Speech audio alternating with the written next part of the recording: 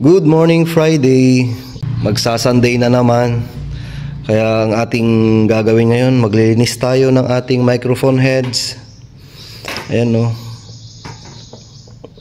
Ayan. Ayan. Itong mga microphone natin na lagi nating ginagamit, kailangang linisin para makaiwas tayo sa mga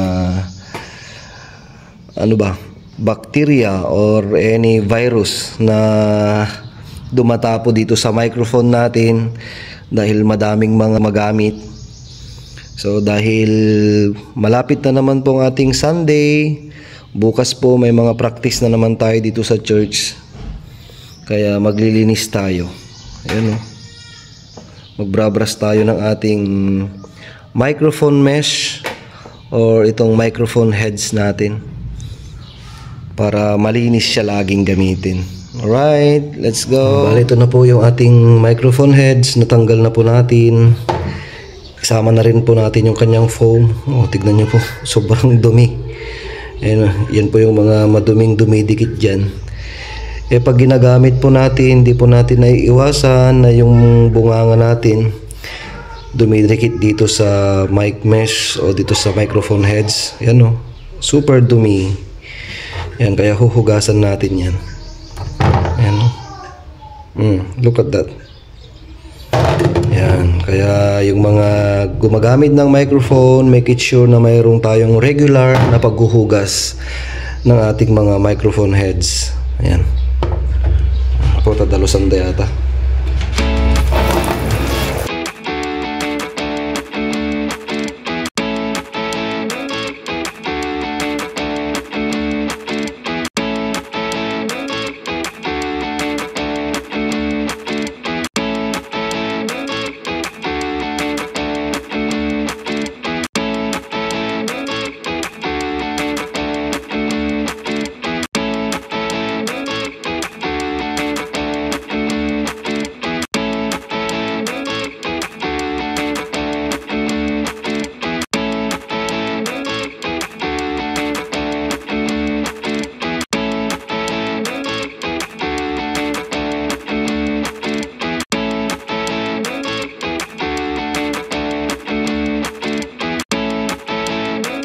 Yan po, tapos na natin nahugasan yung ating microphone head mesh.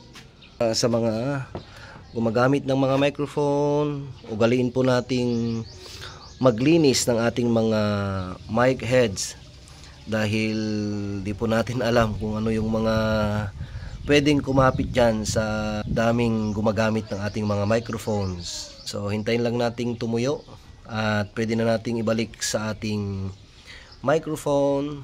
Ready na siyang magamit tomorrow. God bless you.